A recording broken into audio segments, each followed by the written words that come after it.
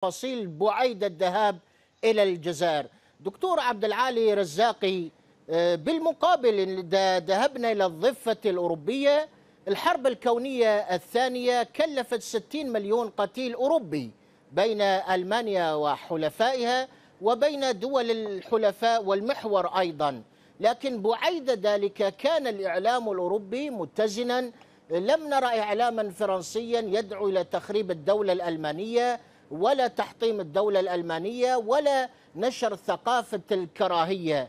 لماذا إعلامهم كان متزنا رغم كبر المحنة الحرب الكونية الثانية، وإعلامنا لا يتسم إلا بالكراهية والبغضاء وتعرية العورات وكشف المستور ونشر الغسيل والدعوة إلى قتل رؤساء وشعوب؟ ما الفرق بيننا وبينهم؟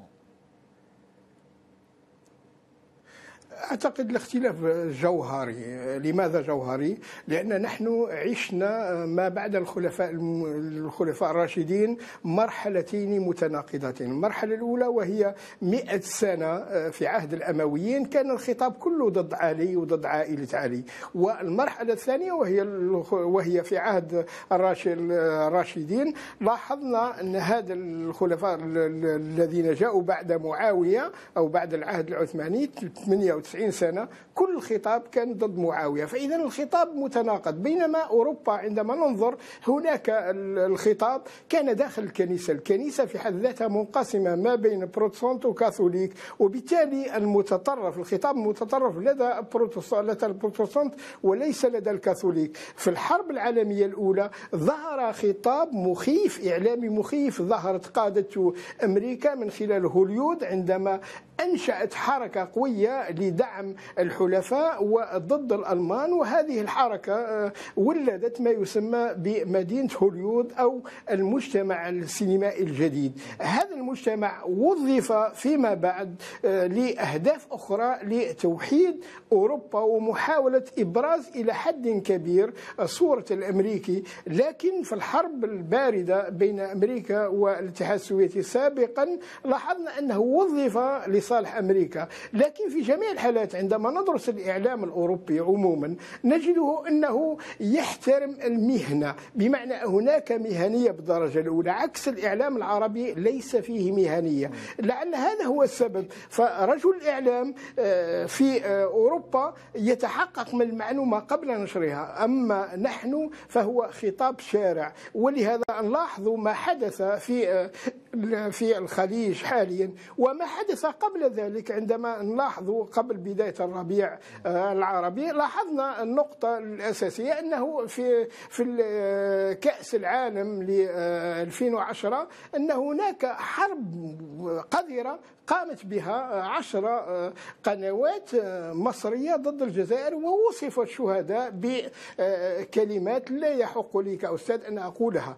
لكن في جميع الحالات هذه الحرب القذرة الموجودة في الإعلام العربي عموما نتيجة لأنظمة استبدادية. الاستبداد يولد هذه الحروب الإعلامية الجديدة، والاستبداد هو الذي يأتي من تخويف الآخرين، بمعنى أنه عندما تخوف الآخرين أو تحاول تخلق الخوف بمعنى أنها تقضي على العقل، وبالتالي العقل هو الذي يبدد الخوف وهو الذي يستطيع أن ينير المواطنين. غياب القراءة، غياب المتابعة، غياب وسائل الإعلام، غياب التواصل الميداني وظهور وسائل إعلامية وهو مجتمع التواصل الاجتماعي. هذا المجتمع عبارة عن أجهزة تتحرك لفائدة هذا الطرف أو ذاك، وفبركة الصور وكل ما يتبع لخدمة أغراض معينة، وهي الأطراف الأساسية اللي وراء العملية هي الموساد وأمريكا. نعم، أرجو أن تبقى معي دكتور عبد العالي.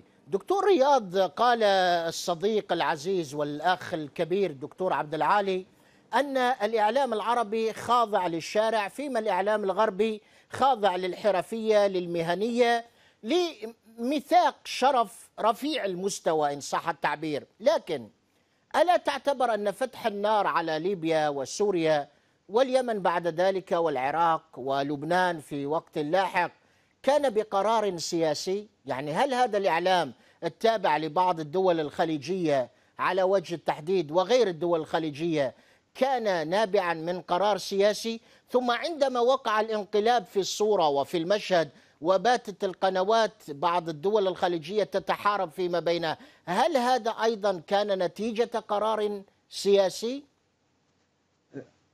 دكتور يحيى، نعم. يجب أن تعرف أننا أمام أنظمة ملكية استبدادية مطلقة. في القانون الدستوري عندنا تصنيفات الأنظمة السياسية اليوم المعاصرة: رئاسية، برلمانية، أو ملكيات دستورية مثل بريطانيا وغيرها. لكن هذه الأنظمة التي دخلت في حرب ضروس فيما بينها هي أنظمة ملكية استبدادية مطلقة تتفق في هذا الشأن. هي فيها قواعد عسكرية أجنبية. من أسسها؟ أسستها وزارة المستعمرات الشرقية البريطانية. وطبعا عندنا كل الوثائق لمن يريد أن يبحث في أرشيف وزارة المستعمرات البريطانية. لأنه شخصيا بعد 25 سنة من دراسة أكاديمية حول الجزائر وأبحاث حول الجزائر، عندي 10 سنوات الآن وأنا أدرس في الدولة والنظام في السعودية، وعندي تقريبا مكتبة تضم كل ما نشر عن هذا البلد.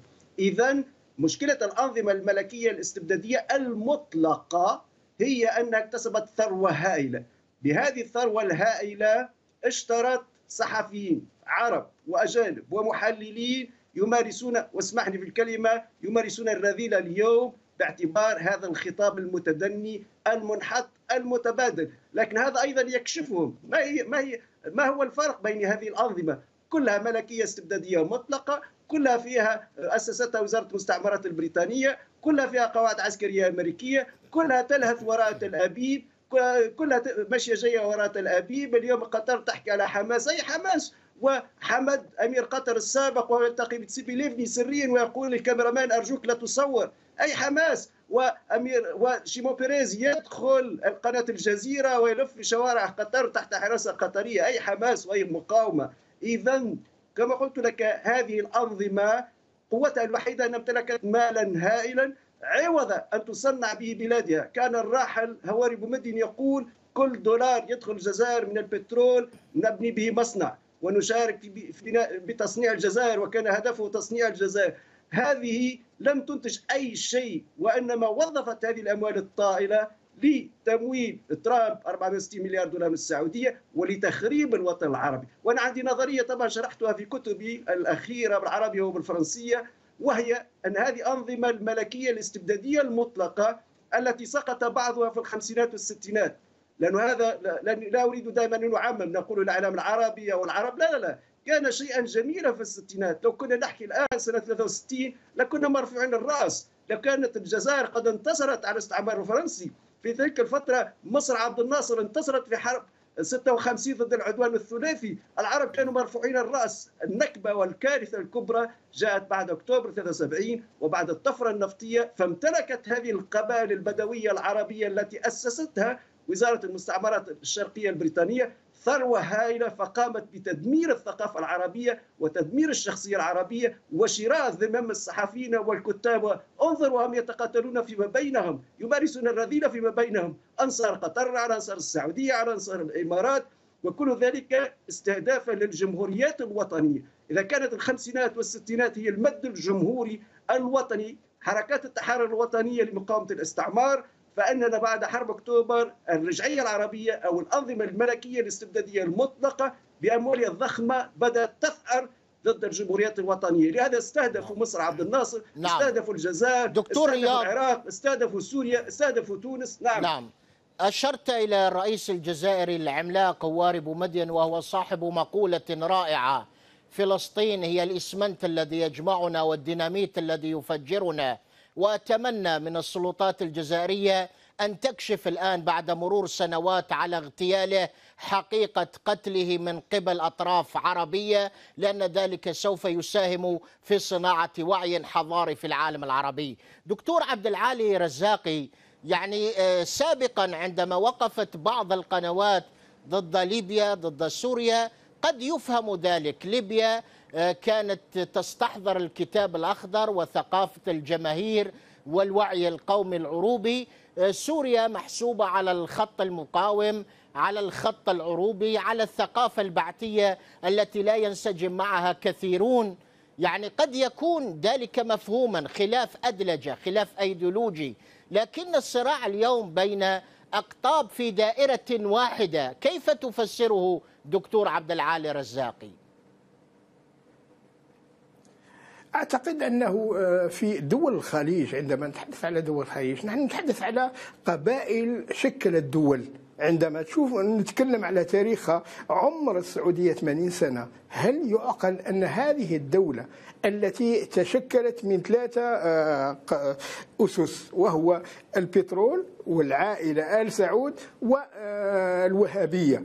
الوهابية كمذهب أعتقد بين مظفرين، أعتقد بأنه أول من طرح فكرة ضرب الآخر، تكفير الآخر، وبالتالي الإعلام الوهابي تحرك بقوة، ونلاحظوها عبر القنوات خطاب مخيف جدا، تكفير الآخر. ونعطي مثال حتى نعرف أكثر. في مكة المكرمة الخطب كانت في عهد الاتحاد السوفيتي تحمل مضامين كالتالي: أنه لعنة الله على الشيوعية وعلى الصهيونية. صحيح صهيونية عنها، ولكن الشيوعية كعقيدة موجودة في عالم آخر. النقطة الثانية اللي تلفت نظر، أثناء أفغانستان، أثناء محاولة إسقاط نظام من طرف الأمريكيين الأفغاني لأنه تابع للاتحاد السوفيتي سابقا، لاحظنا أنه نقلت من السعودية الدواب والحمير إلى أفغانستان لأنها جبال وحتى يمكن استغلالها. وبالتالي فالسعودية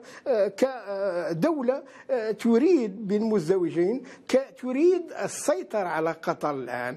قطر بالنسبة لها عبارة عن يمكن الاستيلاء عليها في أي لحظة، ولهذا قطر هي المنطقة الصغيرة التي تشكلت من كعبارة كبيرة. نعم. وهي دكتور عبد العالي، وبالتالي نعم. هذا الفكرة دكتور عبد العالي، أمضي لفاصل قصير ثم أعود إليك.